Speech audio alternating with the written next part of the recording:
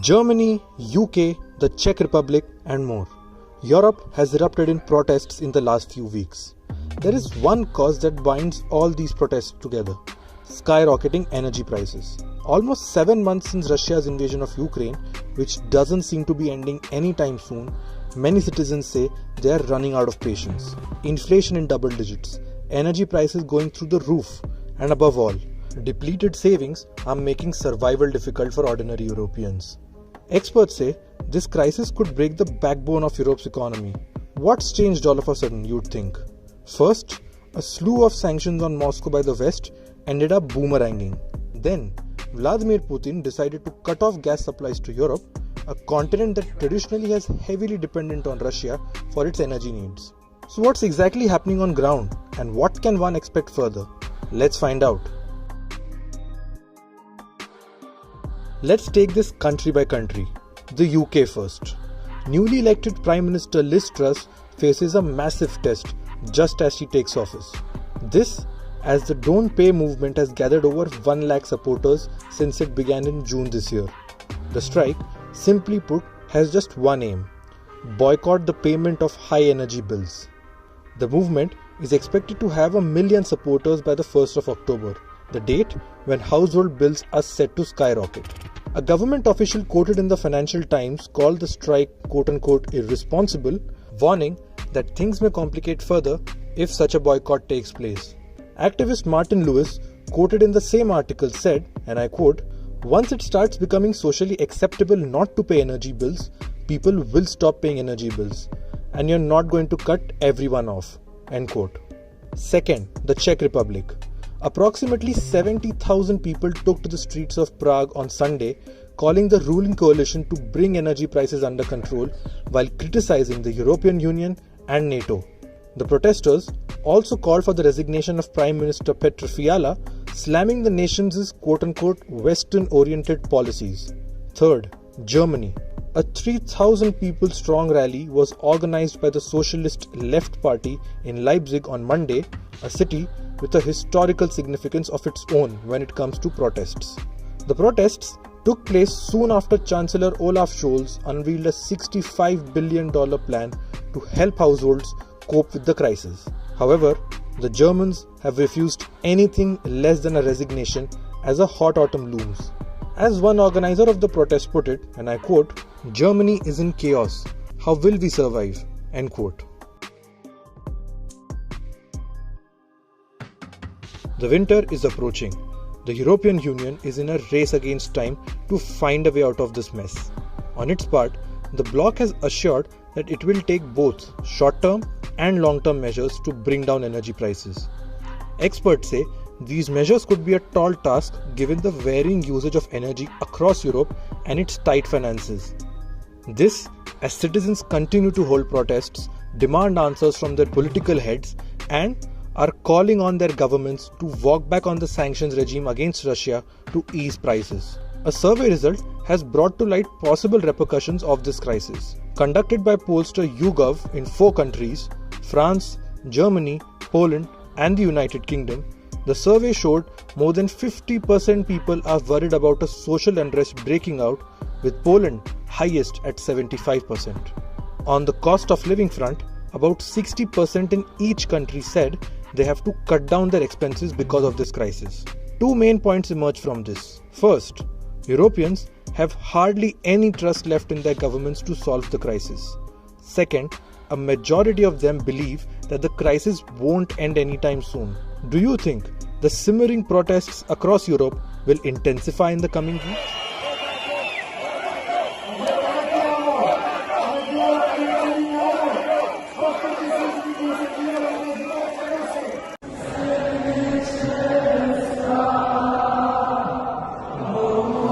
Tens of thousands of protesters took to the streets in Prague in a massive show of protest against the Czech government on Saturday. Protesters from the far right and far left joined forces to rally against the country's government. The protesters demanded the resignation of the current coalition government led by the Conservative Prime Minister Petr Fiala, criticizing it for a number of issues including its Western-oriented policies.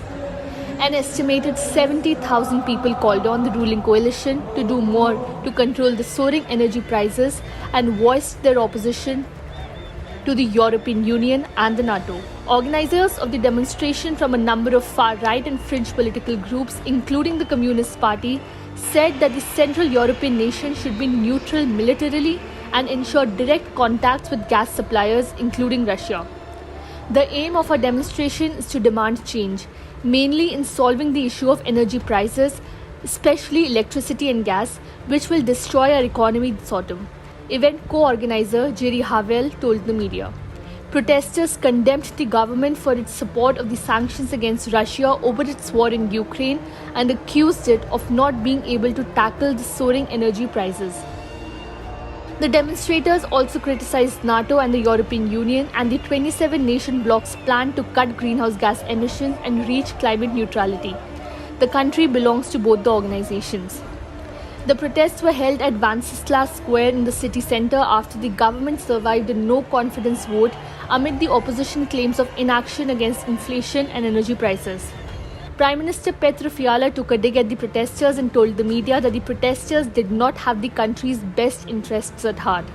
The protest on Wenceslas Square was called by forces that are pro-Russian and are close to extreme positions and are against the interests of the Czech Republic, he said.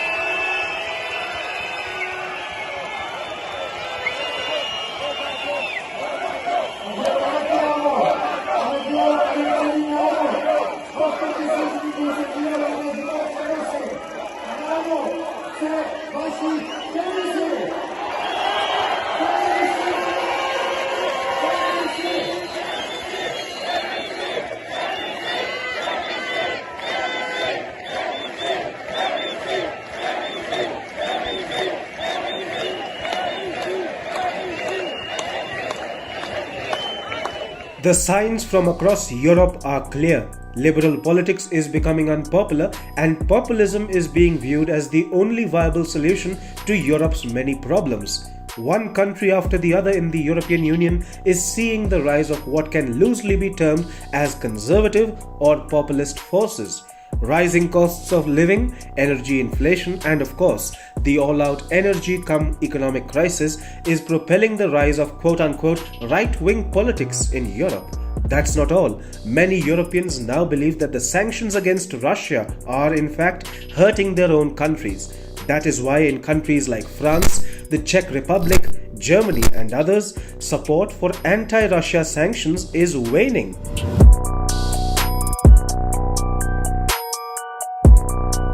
Whether it be Sweden, France, the Czech Republic, Slovakia, or Italy, countries across Europe are seeing populist support and street power rising. In Slovakia last week, over 5,000 people from both the far right and left united to demand an end to the rule of clowns and traitors. Their primary complaint remains that Slovakia is paying a very high price by supporting Ukraine and acting out against Russia. In Sweden, far-right Sweden Democrats came second in this month's election and will join the government for the first time. This party, which is an all-out opponent of immigration, is expected to play a pivotal role in the new government. According to Gunnar Beck, a member of the European Parliament, something is definitely happening. From France and Italy, major European powers, to Sweden, it feels as though a rejection of the manifestly failing pan-European orthodoxy is taking hold among our citizens. In France, populist leader Marine Le Pen lost the election to President Emmanuel Macron. However, many believe this election just marked the beginning of a high-voltage political career for Le Pen. Her far-right party was able to clock close to 42% of the votes, a record high. The Czech Republic has a similar story to tell.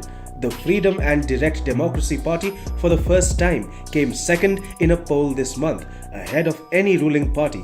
Its leader, Tomio Okamura, attacked the current government for being a group of warmongers that acts on behalf of Ukraine. Okamura recently said, and I quote, "I've been saying from the start that imposing economic sanctions against Russia was a totally stupid thing to do. It was his party that organized the recent anti-government demonstrations involving around 70,000 people. Italy is already in the news. Far-right leader Giorgia Meloni has emerged victorious and is on path to becoming the country's first woman prime minister. Giorgia Meloni's Brothers of Italy party is estimated to have won about 22 to 26% of the vote. Meloni is an Italian nationalist. Her party is a champion of patriotism, and that is what has helped it win public support in recent years. In 2018, the Brothers of Italy party won just 4.3% of the votes. Evidently, the right-wing government in Italy has come a long way in the past 4 years. The question is now this: will the whole of Europe soon be gripped by a wave of populism? The trends certainly seem to indicate that. What do you think? We'd love to hear from Europeans. Take a couple questions each. Reuters, Andrea, you got the first question. Thank you, Mr. President, and thank you, Chancellor Scholz. Mr. President, I have wanted to ask you about this Nord Stream project that you've long opposed.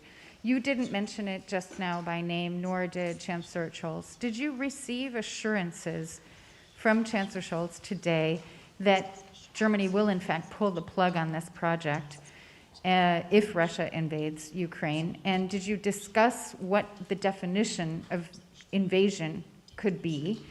And then Chancellor Scholz, wenn ich Sie fragen darf, if I may ask you, Chancellor Scholz, you said there was some strategic ambiguity that was needed in terms of sanctions. I just wanted to know whether the sanctions you are envisaging and the EU is working on, and the US as well, are already finished, finalized, or is there still work ongoing? And dass Sie das nicht sagen wollen, was genau da drin ist. You're not really saying what the details are. Is that just an excuse for Germany maybe to not support the SWIFT measures? Let me answer the first question first. If Russia invades, that means tanks or troops crossing the border of Ukraine again. Then there will be no longer a Nord Stream 2. We will bring an end to it. How will you do that exactly? Since the project and control of the project is within Germany's control. We will. I promise you, we'll be able to do it.